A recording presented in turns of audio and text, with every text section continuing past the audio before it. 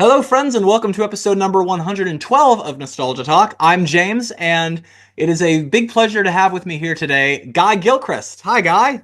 James, how are ya? I am quite well, very excited to be talking to you today. How are you? I'm doing fantastic. Fantastic.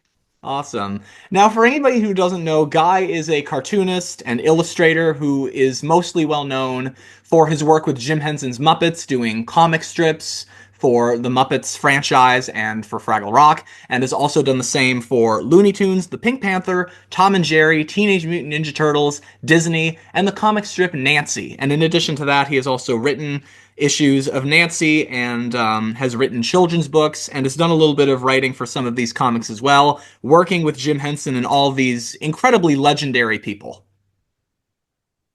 Good job. We left out Muppet Babies though. Close enough. I mean, the Muppets and Close Muppets enough. Babies is the Close same enough. thing. I And mean, and yeah, and I would say 50 years is a little bit of writing. But I'm bum.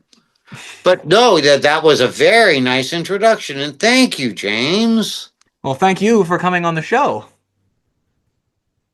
So, So where are yeah, we? So what would you like to talk about, yeah. James? So to start things off, let's go a little bit back in time. Let's get even more nostalgic here. How did Sure. you get inspired to want to become an artist, like in general?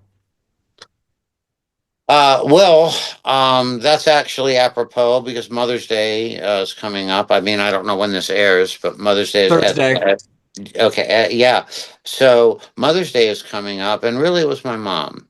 Uh, when I was little, my mom was basically a single mom, and she would take me to the diner in this little tiny town in Connecticut where I was born, Winstead, Connecticut, and she'd take me to the diner. That's where she worked. And, at 2 and 3 years old, I'm sure that I was a handful. And she would just open up the newspaper because it came free. We didn't have any money. She would open it up. It came free to the diner, and she'd put paper and pencils out there and say, "Guy, draw this." Meaning everything in the comics page that day. And she would show me how to draw ovals and things like that. And I would start. And because we didn't have any money or a television or anything like that, we would spend, our nights and stuff drawing and reading from little golden books that only cost 19 cents in probably 19, 59, 60. And because, we didn't have enough money, a dollar each, to go to see Peter Pan in the movie theater. So, but 19 cents my mom could handle. And so, even at 2 and 3 years old, she would open up the book and say, "Here, Guy, read this to me." And we would draw, Peter Usually, Pan. the parent would be reading to the child. Wow. Yeah, well, she would read it to me so I know the story, and then she'd say, "Okay, read it to me," that kind of thing. And so we would have all of this time together. Um, because of not having much, you make the very best of what you can.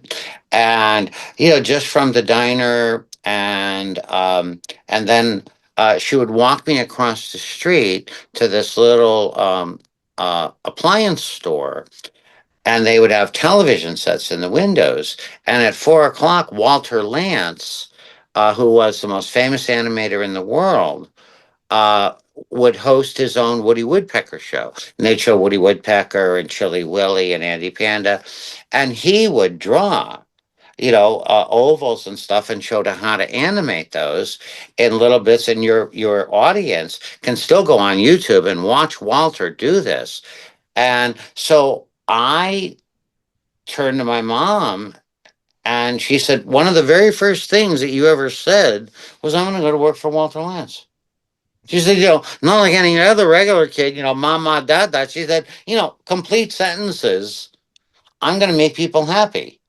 I'm going to work for Mr. Lantz."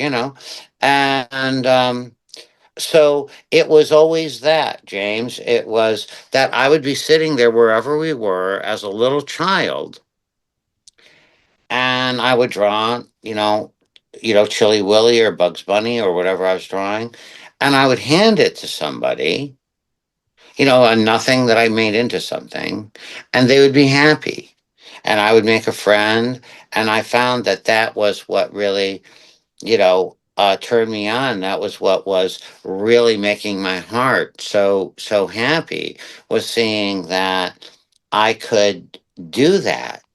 That that I can make somebody happy the Hmm. way that Walter did.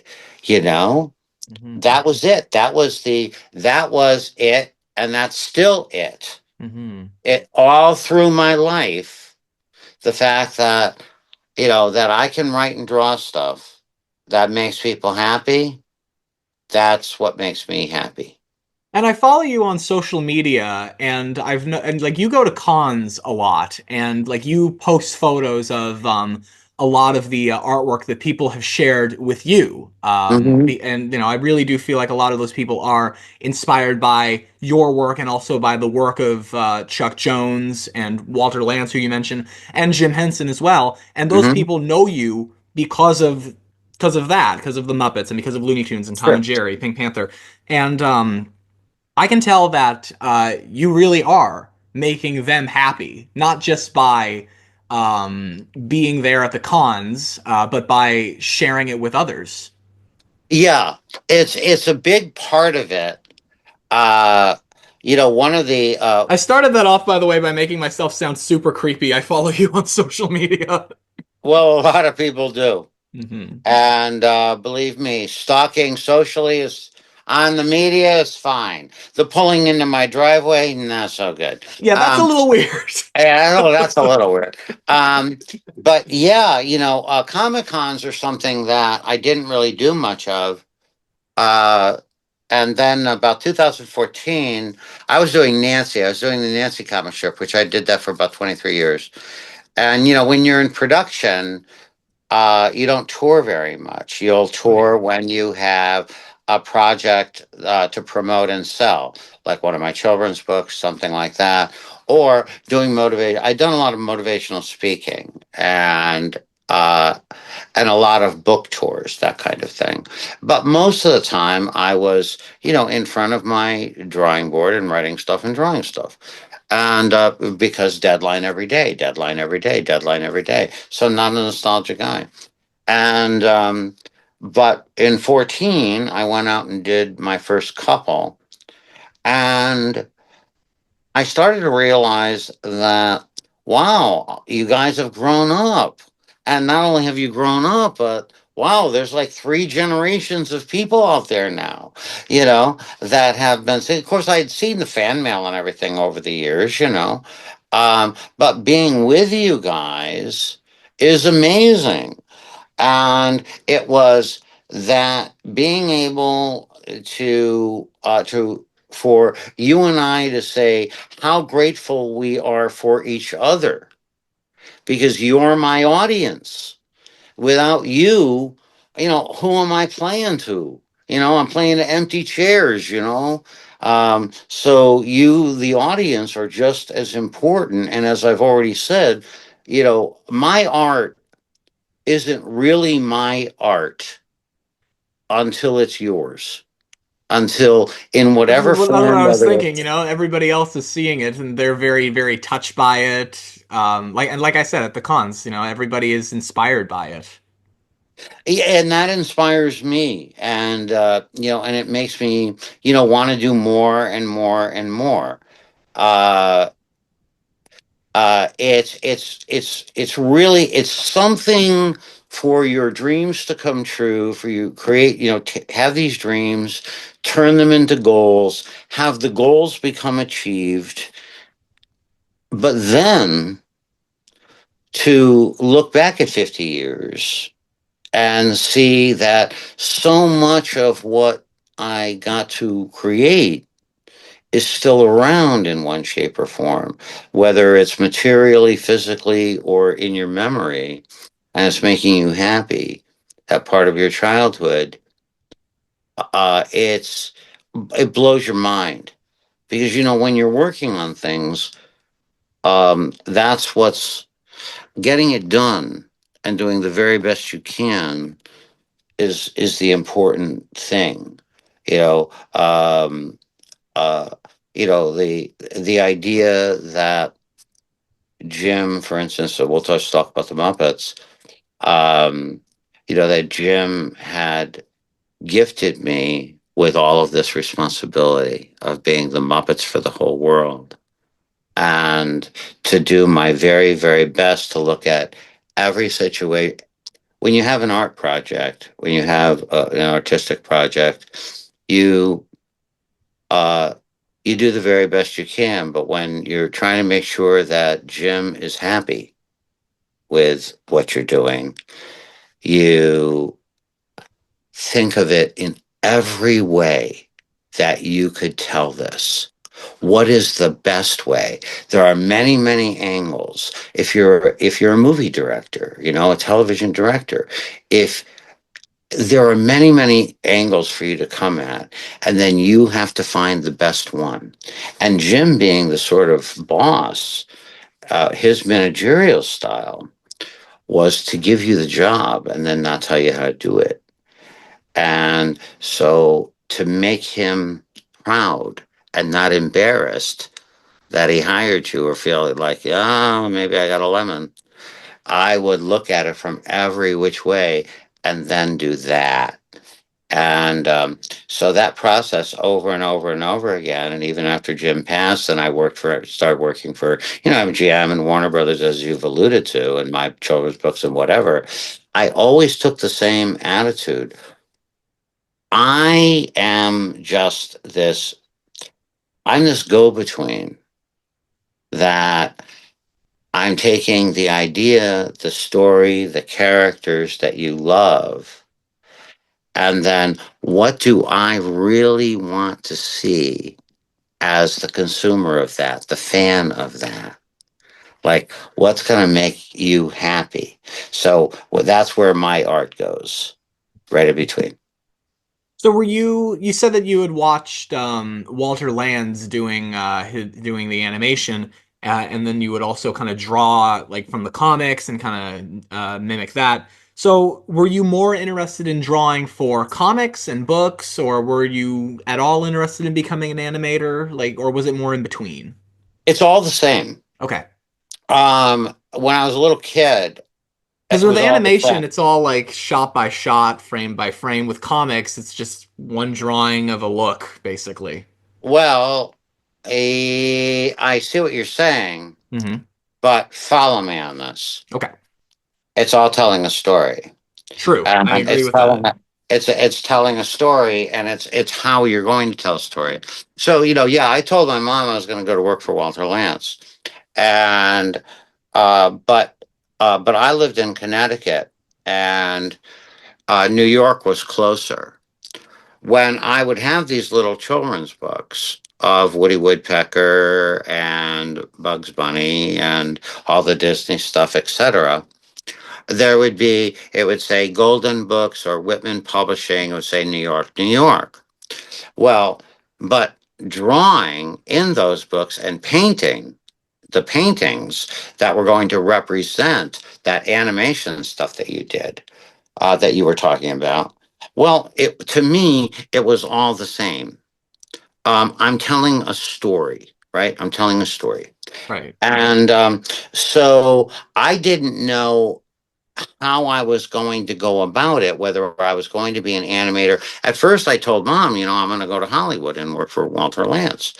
And and at 10 years old, I wrote to Walter Lantz, Oh, wow. and I sent him about 50 pounds of artwork, because I got an address off of a talk show. This was 1967. Hmm. And so I mailed him all of this art. And honest to God, he wrote me back. Oh, wow. And it was incredible. I mean, you're a little kid camping out by your mailbox every single day because, and at first, when the package came back from Hollywood, it was the package rewrapped that I had sent, and I started crying because it was like I'd sent all this artwork, and now Walter Lantz. There was the Walter Lantz, this gorgeous label with Woody on it, with a tiny little horse, and a big lance with Walter Lantz Productions, Seward Avenue, Hollywood, California.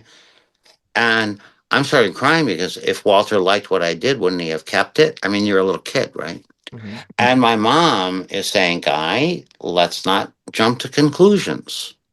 Let's open it up.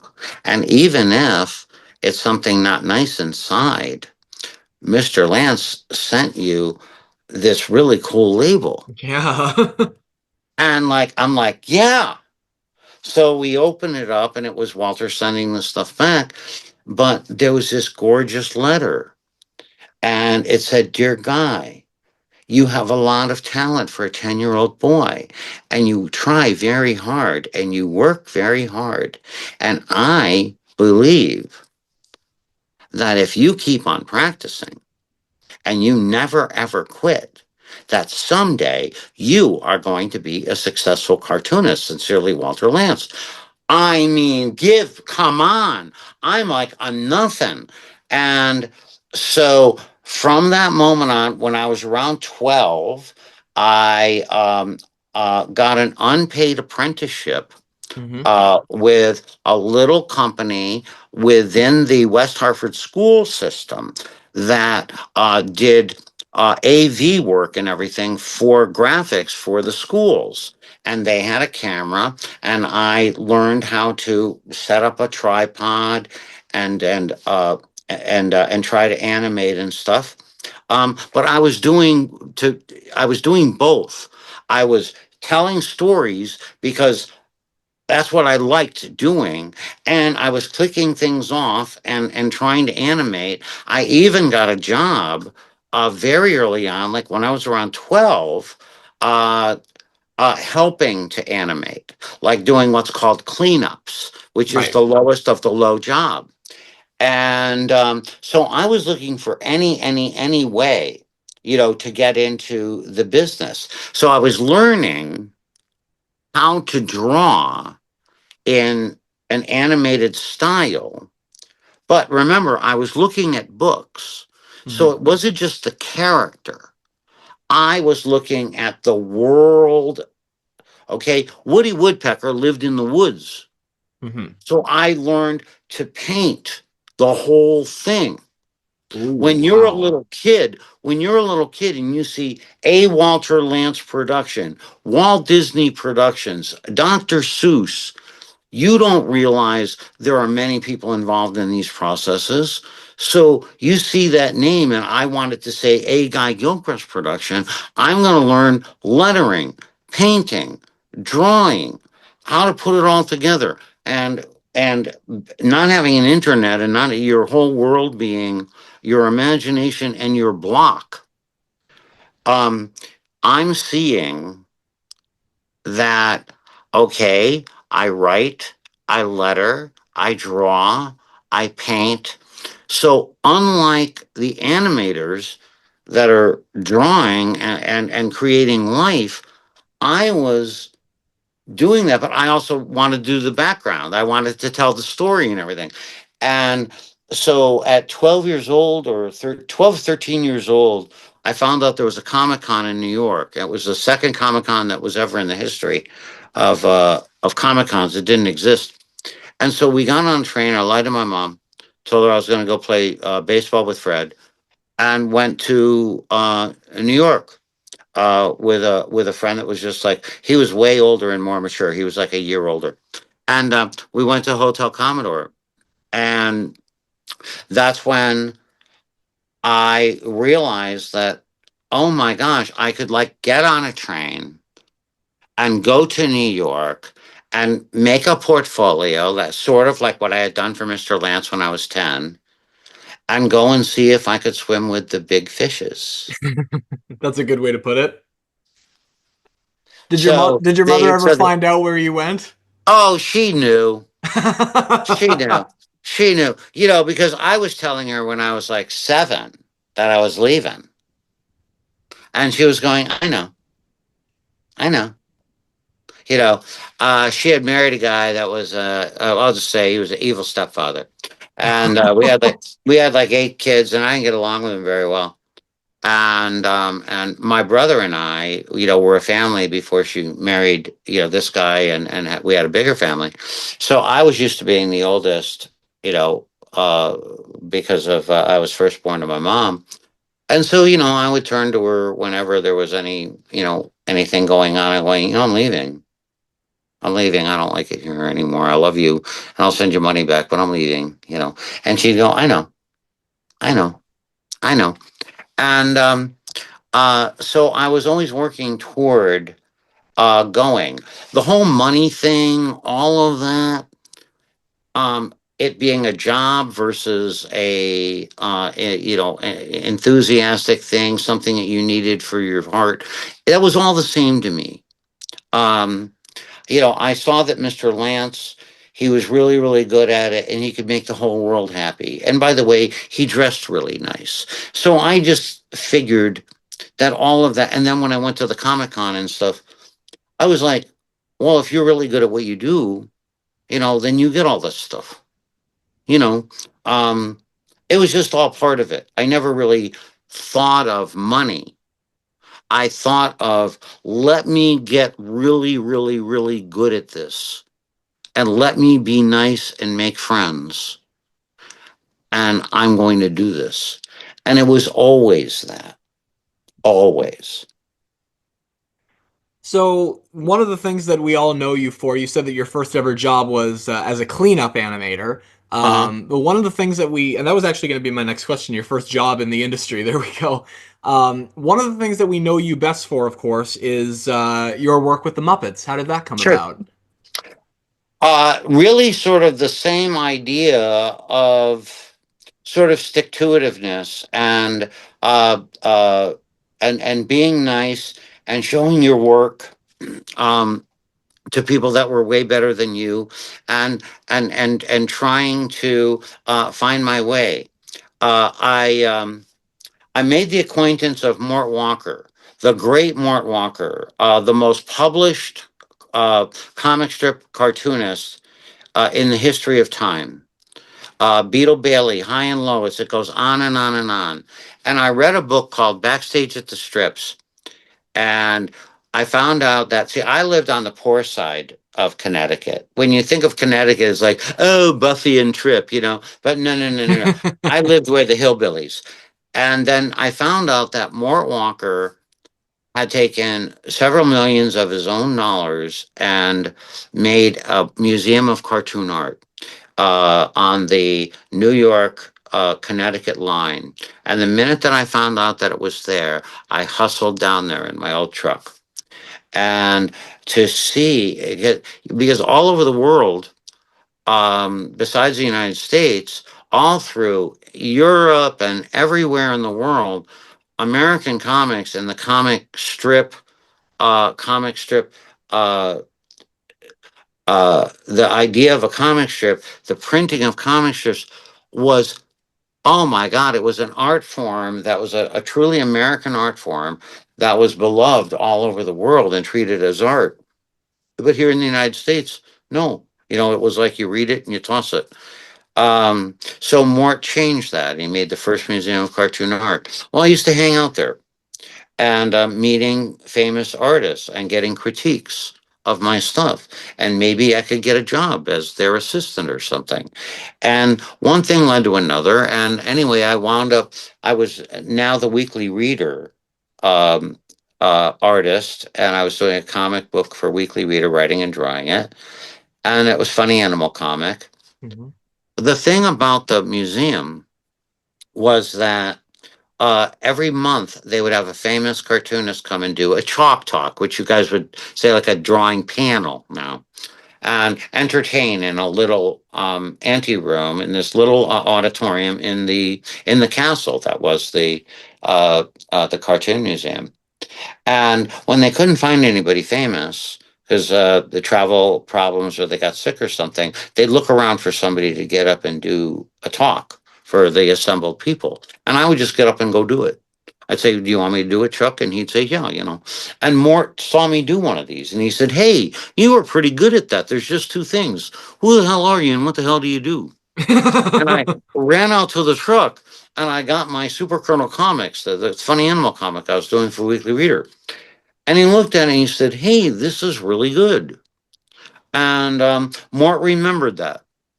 And he was playing golf 2 years later with the head of King Features. And King Features said, they were playing golf, and King said, "We are about to become the laughing stock of the world. We have a development deal with the Henson Associates to create a Muppets comic strip for the world.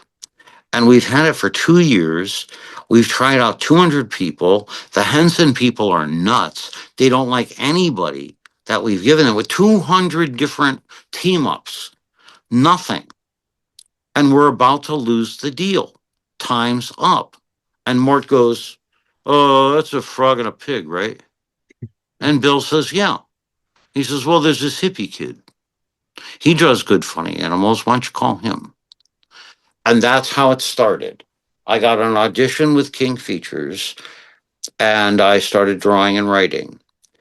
And I had my meeting with Bill Yates. He liked what I did, sent it over to Michael Frith at Henson Associates.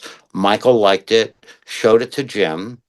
They invited me after they had asked me for a month's worth, another month's worth of drawings. Well, they didn't ask for a month, they asked for more. I gave them a month.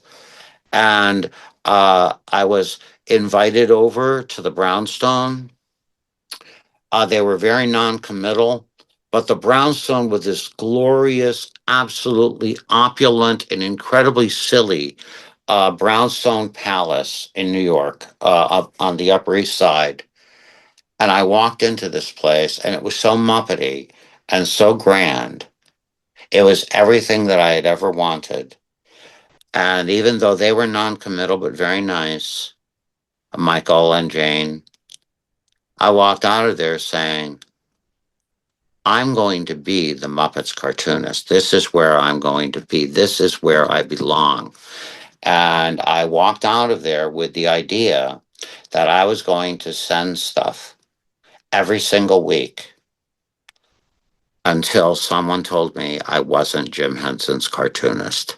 I was going to pretend. Like life's like a movie, write your own ending. Keep believing, keep pretending. I was going to pretend. And then 10 months from the initial phone call, and I kept sending stuff in.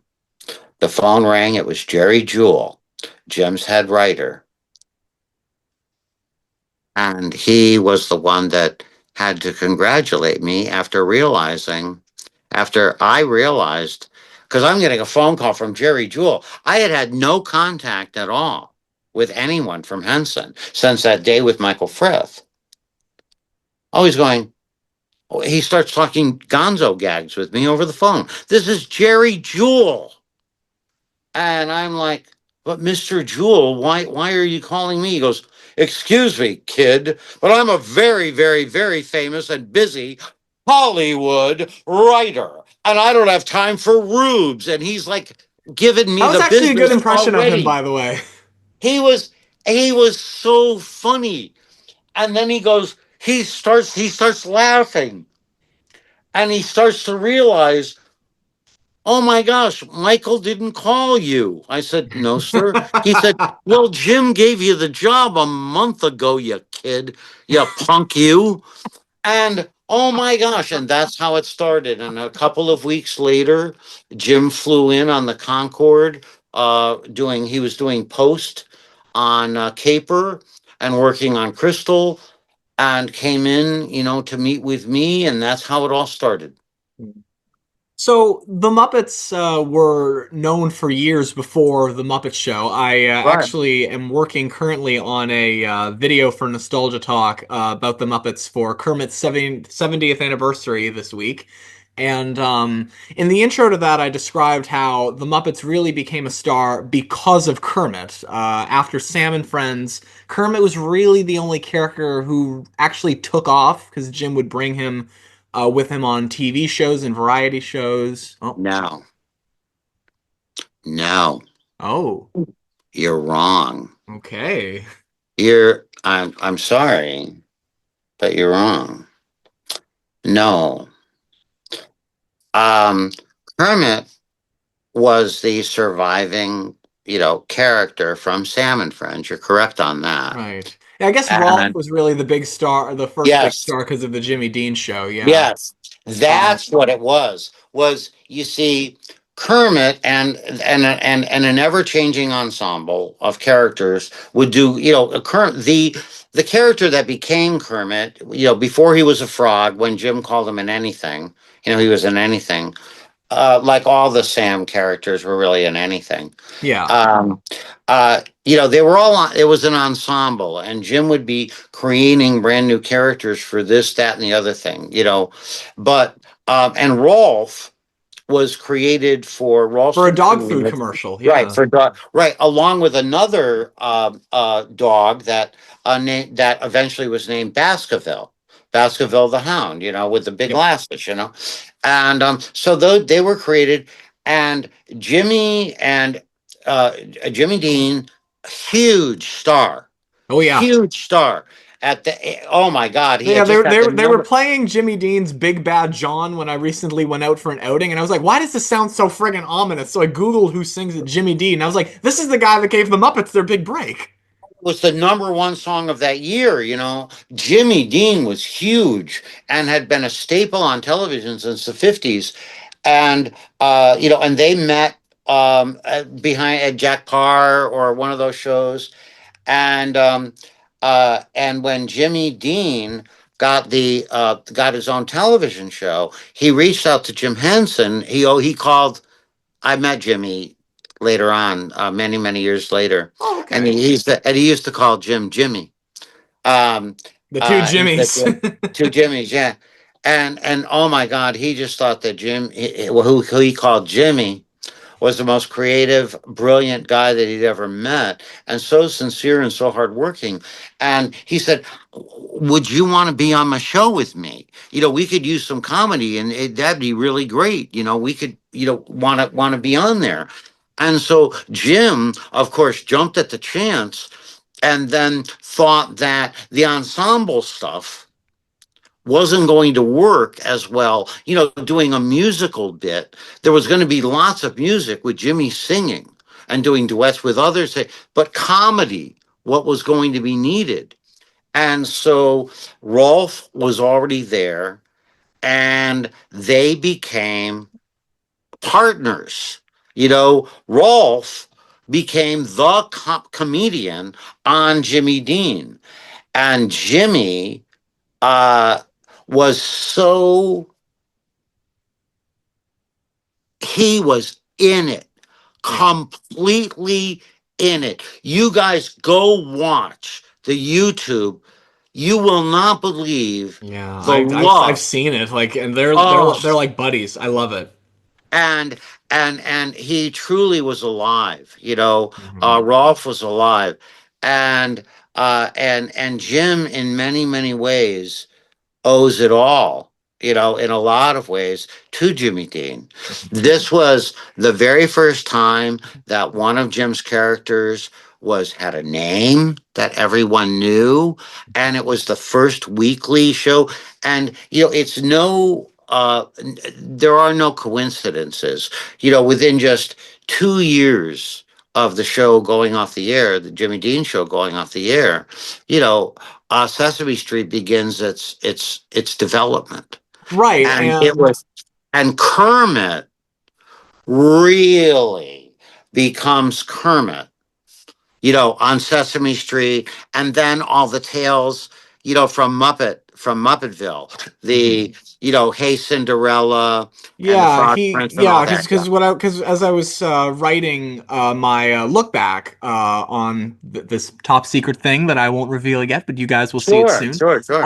But I was kind of thinking, Kermit was the only character from Sam and Friends that Jim actually used more and more and more and more, and Kermit became more recognizable from TV appearances and variety shows, and then Sesame Street, you know, which Yes, was a daily show, we see more of Kermit, and then the Muppet Show really helped cement Kermit as the official mascot of the Muppets. And right. the Tales from Muppetland special did too, but by the time it was the Muppet Show, that I think was really where Kermit started to take off.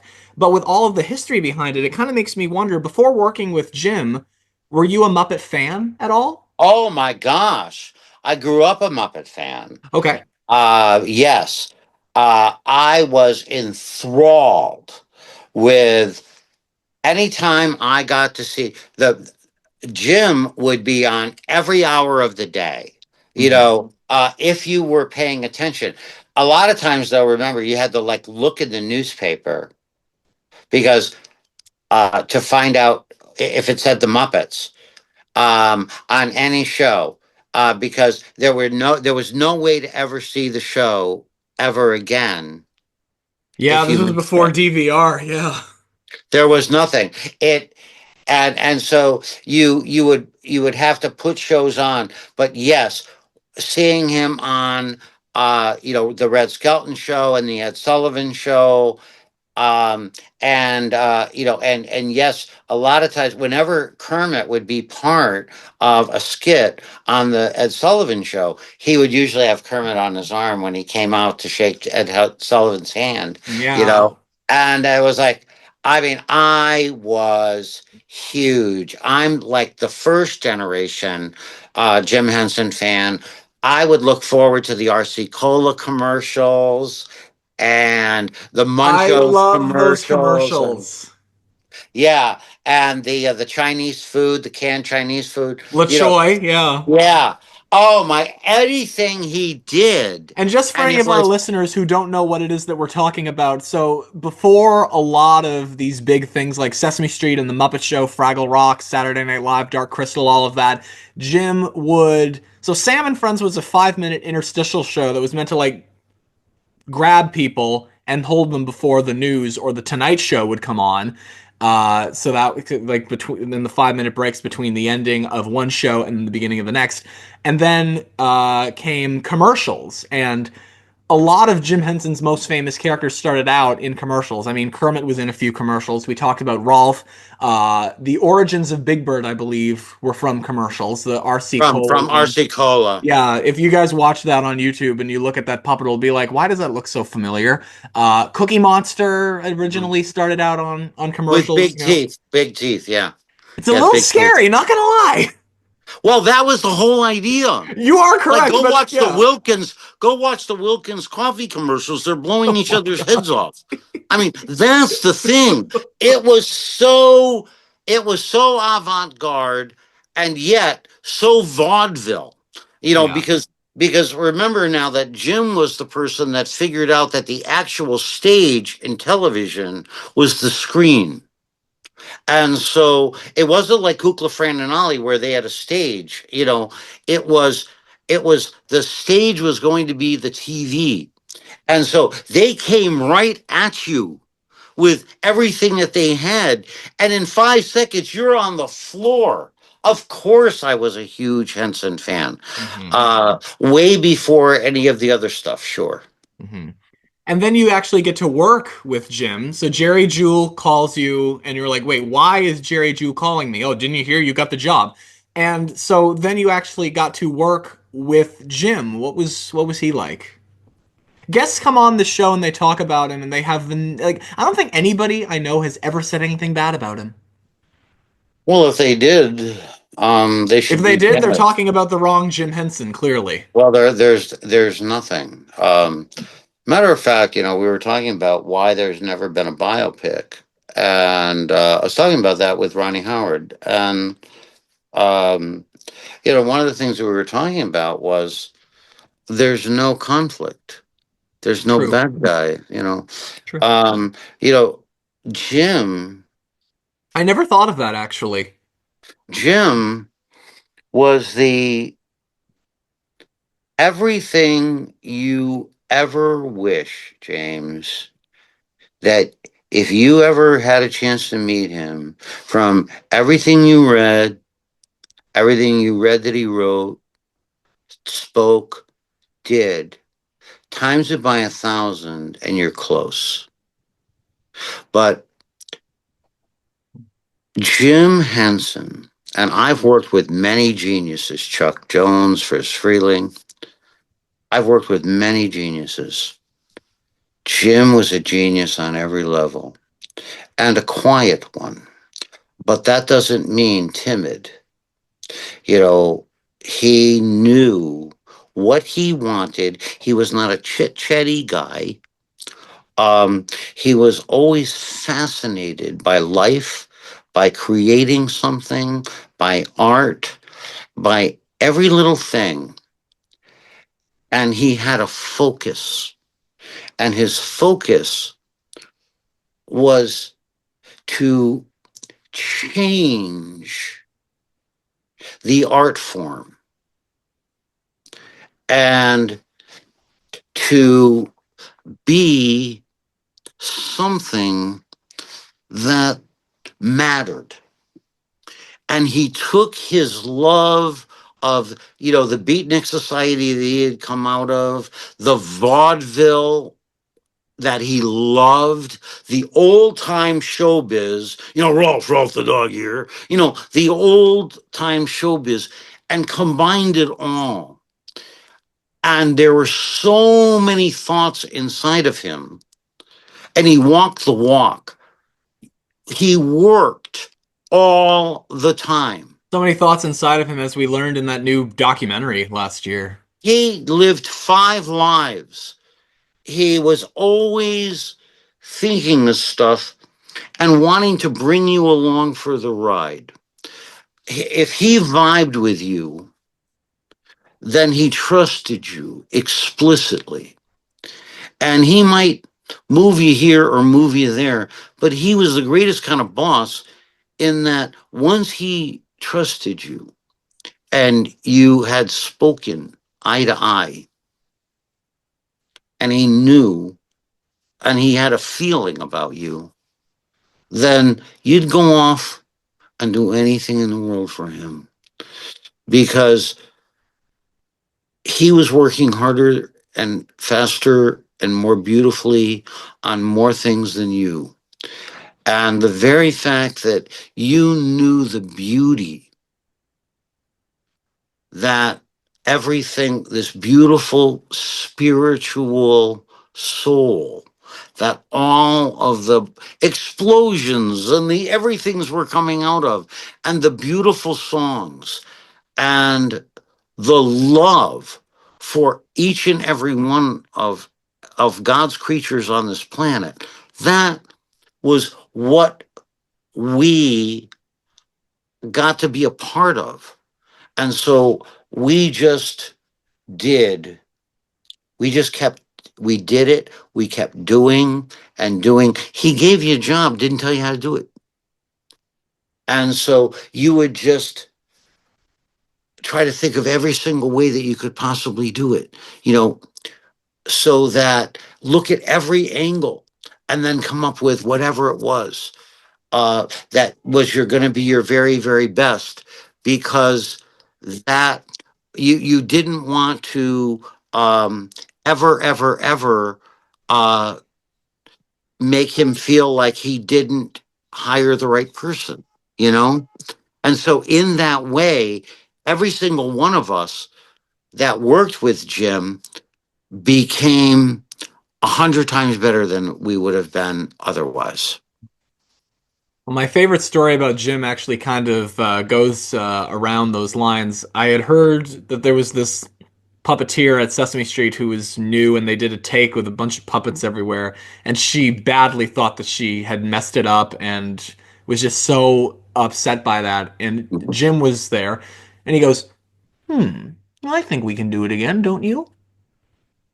It was just, Yeah. it was like, oh well, let's just, yeah. There really is no other way to describe it. No, and when you think about what that means, and I saw him as a director with a prop guy that kept messing up, and there were many directors that would have ripped that kid, you know, or They said, talked okay, about let's. that in the documentary. Yeah. Oh, did they? Did they? Yeah. Go ahead. Oh, oh, good, good, good, good, good. Yeah, and I watched the documentary twice. Uh, but yeah. Oh, Frank mentioned it too. Frank, yeah, My Frank gosh, said yeah. Frank. So yeah, that Jim said, "Oh, let's try that again." Knowing inherently that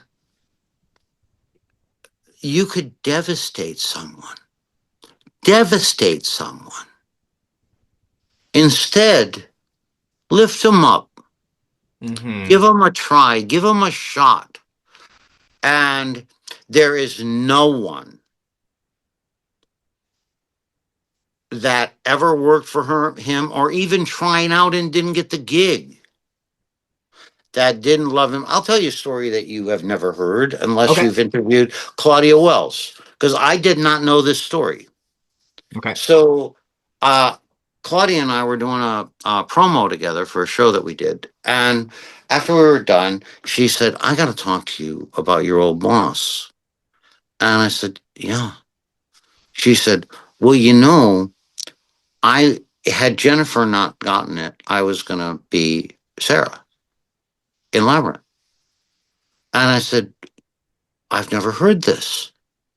And she said, yeah, only Jennifer and I got on-screen tests, with the puppets. And I said, wow.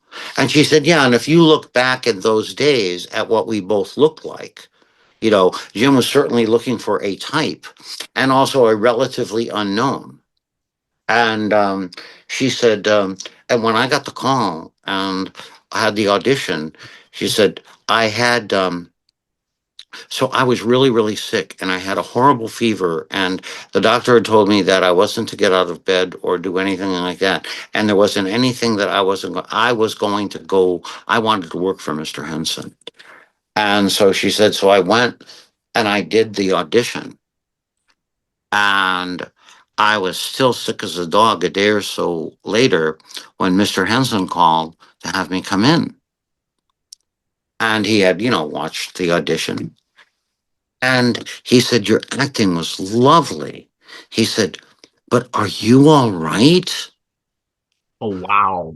She said, how could he have sensed? She said, I had a fever of I don't even know what. And Guy, I was so sick and so messed up that my literal toes were curling inside my slippers when I was doing that scene. And she said, well, Mr. Henson, my agent told me not to come out and my doctor told me not to come out, but I wanted to work for you so bad. And I could act, I could do it a lot better. And he said, darling, I'm just concerned about you. And I hope that you're feeling all right. And she said, and then he talked about, that it's a very physical role that you're in, and that there's a lot of stuff, that you have to do. And she said, Guy, and I felt lovely about this, but also very sad about this when I heard this from Claudia. She said, out of, she said, and of course I didn't get the gig. And, and Jennifer did, and she was incredible in it, obviously. And she said, but do you know that he's the only person out of all the directors that I've ever worked with that was so concerned about me as a person, like a father, like I was his daughter, like above and beyond. It didn't matter about the other stuff. She said, in all the years I've been in this business, your boss, that was your boss. And I was like, I mean, you know, everyone has a Jim story. And it's one of the nice things about being out at Comic Cons. I get to hear some of them from people like Claudia. I would have never ever known. And here she is, he lives in her heart to this day. And she didn't get the role. Yeah. But it seemed, and she went, but isn't it crazy how things work out? It's Because of course she went on, to, a few things. That whole Back to the Future thing seemed to work out for her pretty well. yeah. You also talked about the fact that you got to work with Chuck Jones, and I would Yeah. assume that that would be for the Looney Tunes cartoon comics. So how did that work that you would work with Chuck on that? No, I didn't do Looney Tunes comics. Oh, okay. I did some Looney Tunes comics, but it was all part of basically I would jump in on that kind of stuff just because somebody fell down and I was the art director. So we would go ahead and do that. But no. Um, some of the in betweening and cleanups and stuff like that that I did were for a guy that was working for Chuck Jones. This is when I was 13. Um, for Chuck Jones on the Raggedy Ann and Andy Christmas special. And when I met Chuck, finally I was doing the Muppets, and I was so thrilled to death that he knew my work, because I was such a huge, huge fan, of Chuck's. And we had a lovely, lovely conversation.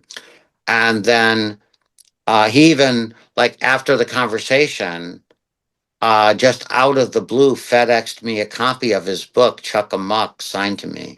Just out of the blue. I just And it think the was so, name's so, funny, and of course I know what it's a reference to. yeah. And it was so sweet. And, but then I became Warner Brothers East Coast art director on and off for about 15 or 20 years. And so I was drawing Chuck's stuff, Robert McKimson's stuff, Frisk stuff, everybody's stuff. And basically, you remember when there was a time when Warner Brothers, I got my first job with Warner Brothers because they were buying all of the Six Flags and they wanted somebody to do artwork for that. And I had never worked with them before, but they were very happy with what I did for Six Flags. This was like late 80s, mid 80s, somewhere in there. And then they gave me a call and said, "Would you like to be our East Coast art director?" And then I went out and I trained with Bob May for a couple of weeks out in LA, and worked on Tiny Toons and Animaniacs, things like that over at the Sherman Oaks Mall, and came back to New York and did Looney Tunes forever. And and they were all children's books. And also, this was at the time when there were the Warner Brothers stores that were popping up in Times Square and in malls around the country. And so all of that good stuff, yeah, I had a part of that. And the Pink Panther, in Yeah. working with Friz Freeling. Yeah. Well, what had happened there was, so I got a phone call. The Pink Panther television show on Saturday mornings had gotten canceled. And so a guy named Mike Georgopoulos, who was running licensing for United Artists, called me and said, we've got to find a way to get the Pink Panther back on television. Because we do this thing with, I think it was Reynolds or Alcoa, the pink insulation thing. The commercial of the pink insulation, and the Pink Panther is still the spokesperson for that, by the way. But this is like in '88 or something, and he says we're going to lose like $3 million, because he's the character that does these home insulation, pink insulation commercials, and if he's not on television, they're going to dump him. And okay, no pressure. It wasn't like, can you draw Pink Panther? There wasn't any of that. It was just like, Guy, what do we do? And I said, well, Michael, I don't know. Let me try to think of things. And so I did. And at the time, there was a thing called Just Say No to Drugs that the president's wife had done.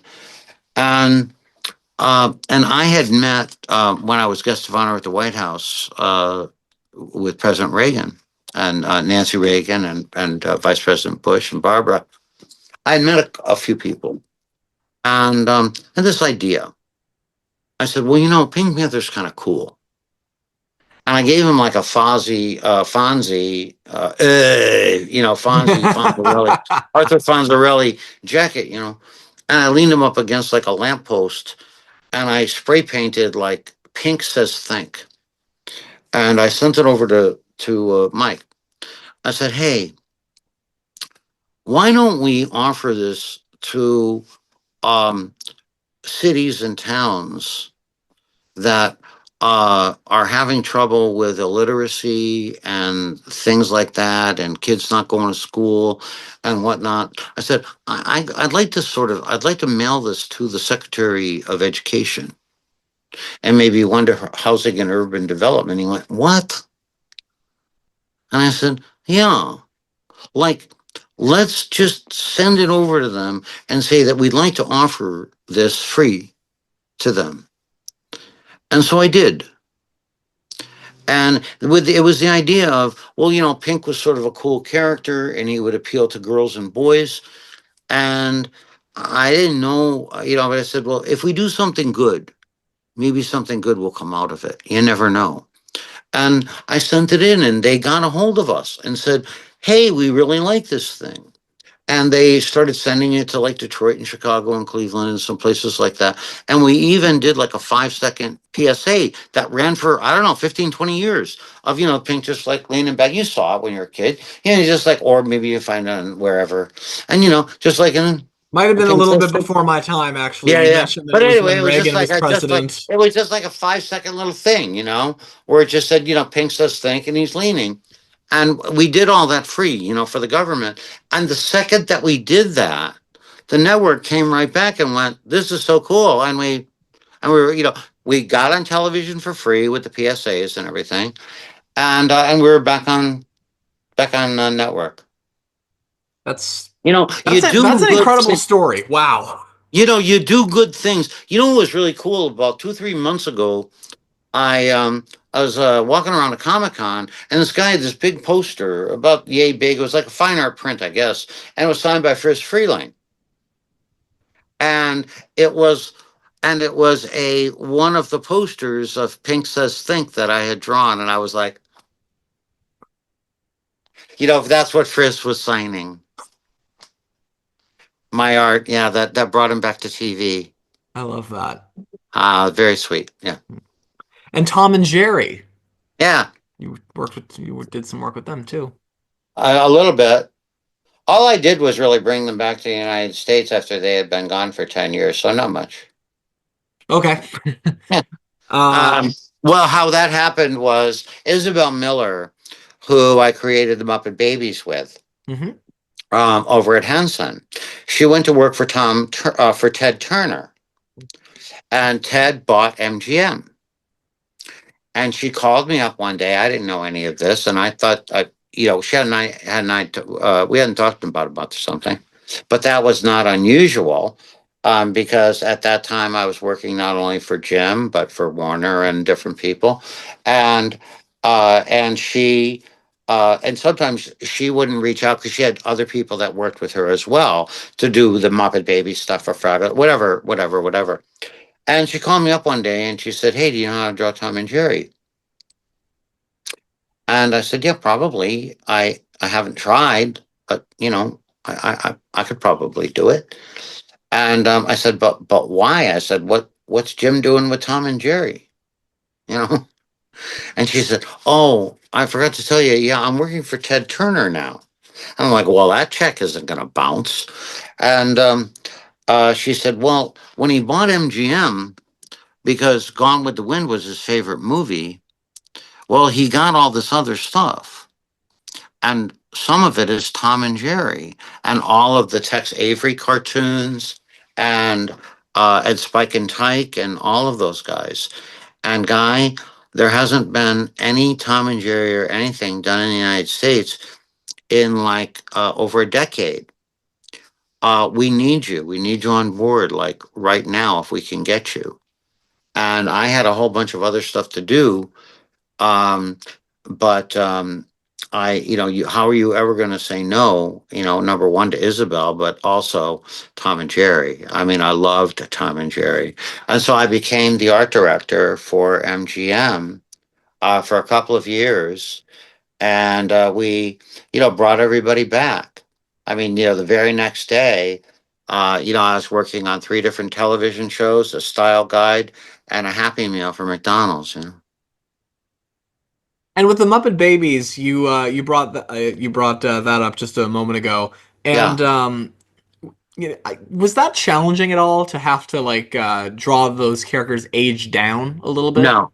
Okay. No, no, not at all. Because when I was drawing the cartoon version of the Muppets, I had to, you know, Jim and I and Michael, we had all agreed that, that the eyes were gonna be bigger, you know, they were gonna be big in proportion to the bodies and all of that, because you're printing them very, very small, postage size in newspapers, and they were going to be animated. So my version of, the first cartoons of, the Muppets, which is me, we're already moving toward a more exaggerated and animated feel. And unbeknownst to me, over at the Brownstone, because remember, I'm in Connecticut for the most part, I would go into New York for product review meetings and work with Jim and Michael and all of that. But my soundstage was my table. Remember, I have 1,000 jokes to write and 500, full pieces to do just for the newspapers. Then there's everything else. So I'm always there. Jim would leave me messages in the middle of the night, So how are things at Henson Associates North? Or how are things at Muppet Labs? And then just hang up, Um, little postcards from dad. And so, I'd be working my tail off down there. And anyway, I got a phone call saying Jim would like to. So we're working on these baby versions for this MTV musical, this MTV thing that we're into. MTV had just started. And they're like, we thought it'd be really funny to do like a dream sequence thing with all the Muppets being babies. And Right. since That we was in wanted to, Muppets Take Manhattan. right. And since we're going to probably put it on MTV, we thought it'd be funny to make it like a 1950s song. And he said, and it's going to be in the movie too. And Michael told me it's going to be in the movie too. So we've sculpted this baby Rolf head, and I want to show it to you. And FedEx had just been invented, and he said, take a look at this. It's coming in the mail today, in FedEx today. And then draw the big six, meaning the most popular six characters of the Muppets, um, as babies. Jim wants to see your version. So they were already working on it in house, but they wanted to see what I would come up with. And I basically had from that Tuesday to Thursday morning when I would get on a train and go into New York and drop off my version. And what's sort of cute about what I wound up doing was that I have a style, a style that's based on the brush and stuff. And I'm a huge Walt Kelly pogo fan, as was Jim, as was Michael. And there's a thing that he does that Kelly did with three little lines in the cheeks. And it just makes a small smile a little bit cuter. And I stole that, and I used that through my whole life. And so when I was drawing Baby Kermit and Baby Fozzie, I would do that, put the little three lines in. And it's so funny because once they started animating it, they would put the three lines in. They didn't know why. But yeah, so I had to have it in Michael's hands by 9 o'clock because Jim was going to see it at 10:30. And so my version of what the characters look like, there's quite a bit of it in what the babies eventually did look like. No, it wasn't difficult at all because Michael was so brilliant in describing things, and we were all vibing the same way. And from doing all of these iconic franchises, The Muppets, Tom and Jerry, Pink Panther, Looney Tunes, to the at the time brand new Teenage Mutant Ninja Turtles. Yeah. Yeah, I turned him down. Oh, really? Yeah. Well, Roberta Purcell from Random House called me up and she said, "Hey, Guy, I don't know if you got to hear this." Because I was kind of famous for turning stuff down that was gross because I like cute. I was like the king of cute. And so I haven't seen pictures of this yet, but you just got to hear this. I Okay. already know, and I already know, but she's like, you got to hear this. She was the head of Random, and I was doing a lot of stuff for her, Disney, and etc. And she says, Guy, it says Teenage Mutilated Ninja Turtles. They walk through some kind of nuclear toxic goop and they turn into superheroes and they get mutilated by the toxic stuff and then they do karate and they live in the sewer and they eat pizza. And I'm going, stop it. Stop. We were just laughing and laughing and laughing. Teenage Mutilated Ninja Turtles. And so we just laughed and we had fun and we hung up. And about 2 or 3 weeks later, there's a guy from Jersey that calls me up, and he sounds like a guy from Jersey. And he says, is this guy Francis Gilchrist? I go, yes. And how'd you get my home number? Sounds like the mob. And I'm like, I knew the mob. I'd been working in New York for years. I knew the mob.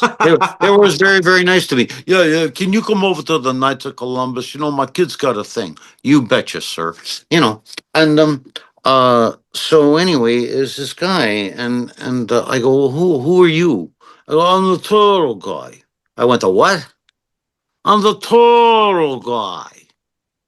I went, wait a minute, the turtles? You mean like the turtles that live in the sewer that are mutilated? He goes, they're not mutilated, they're mutated. It's cute. It turned out it was the head of the Playmates Toy Company. And he had reached out to me basically because I was fluent in one particular thing, which was taking publishing, toys, and television and understanding how schedules worked and being able to coordinate all of those things through all of the other things that I was doing. And so they wanted me on board to handle the children's book publishing and to coordinate it with the television show and all of that good stuff and and uh and to sweeten everything up and cuten things up for the toys and all of that. And so I had never even met Kevin or Peter. Anyway, the guy was very, very nice. And I said, well, I'll tell you what, send me over whatever you got for a script and stuff and some storyboards. And he did. And then I read it. I read this little, synopsis. And I went, oh, I actually like this. Like it had a story arc like the television show Bonanza in that you had this like widower guy, that you had the father, you had the kids that kind of were stronger than they were smarter in some cases, and they would fight the bad guys that came onto the Ponderosa or the town next door, and then they would all learn a lesson and then sit down in the kitchen, and Hop Sing would come in and feed them, going, well, that's kind of the pizza. And so I said, well, I've always had a thing for families that were put together by circumstance and by love and not so much by, blood. And I said, I think this is okay. And so we took it on, and boy, were we busy with the turtles, and that has certainly lasted a very long time. And Kevin and I are very close these days, but we didn't even meet when I was doing all of that stuff.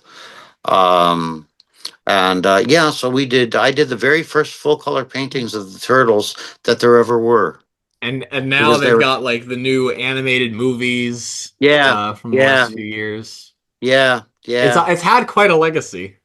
yeah. Yeah. I know, crazy. It's been around a very, very, very long time. Mm.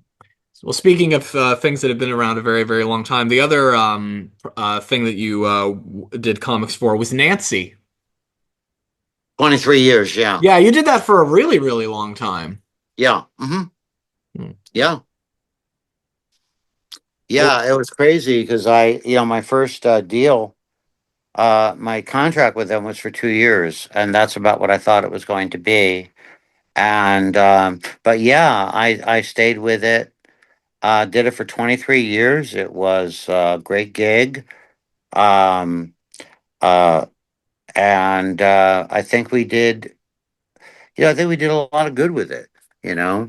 By the time I walked away in 18, I was really jonesing, to do some other things. And so it was time for somebody else to take that over, because it's crazy, man. I there's like I normally will work on things for 2 to 3 years, and then it gets put out there. and then we see how things go, and or 5 years tops. And this thing just kept going and going and going and going and going. And but I had said all of the things that I wanted to say. I wrapped it up the way that I wanted to wrap it up, and then I went on the road, you know, and started doing some other things. Started visiting with the fans during the Comic Cons and stuff, creating new mascots. So, to wrap it up, are you working on anything new at the moment that you can talk about or that you'd be Well, willing to we talk about? sure. Well, there are a couple of things that I cannot, Okay. and one of them is just huge, and the whole Ooh. world will know about it pretty soon. And that's always such an incredible thing to be able to say, especially at 68 years old, that you're just still involved. Um, but if you guys want to go watch, I don't know if you can watch the whole episode or just the trailer now, but in October, we created the pilot, and the pilot has gotten picked up for MLB Network, Major League Baseball Yep. Network. There's a show called The Traveling Spaceship Show, which stars comedian Sarah Tiana and a young guy sports broadcaster that we think is going to have a real future in this business, Bob Costas, and a puppet that I created named Jax, and Ooh. he's the pilot of the Traveling Spaceship Show. So that's on MLB, and the pilot is on, and I guess we'll be doing our new episodes in August. So hope you'll all enjoy that. And yes, my memoir, Jim Henson, The Muppets and Me. That's going to come out in, I'm hoping, September. I just finished writing the last bit of it. It's off to editors. We've been working on this for about 3 years. Wow. So, yeah, and there are many, many, many things that come up. And so I just like to, there's the big link tree and everything on all the socials and whatnot. And and please come on over and say hello and follow me over there because there are so many fun things that we're doing. And to all of our listeners, the links to Guy's social media will be in the description if you guys want to follow him and say hello. Is there anything you want to say to wrap up? I would just like to say that I'm out on the road these days, and the reason that I go and do what I do is uh, it. We want to keep Jim's spirit and his character. It's lovely that his characters continue with Disney, etc. But Jim's character and his love that he had for all of us, and realizing that we're all different, and that's the beauty, and that we're all together, and we're not the human race, guys. We're humankind, and that spirit of loving each other, even when we argue, because families argue, and we are, the family, of humankind. Um, you know, hang in there, hang in there, help each other. Remember what Jim said, to watch out for each other, to love each other, and to forgive each other everything. And that includes yourself. That includes yourself. And open up your joy, open up your heart, forgive your failures, forgive all of the bad feelings, the bad things that you've done. Forgive it all and open up your heart, open up your love, open up your life. It's a good life. Enjoy it. I love you guys. Well, thank you, Guy, for coming on the show. Thank you. It's been a pleasure. Mm. And to listeners, follow Nostalgia Talk on Facebook, Twitter, and Blue Sky Social for news about future guests and also for lots of other stuff. There's lots of stuff coming, and I will see you next time. Peace out.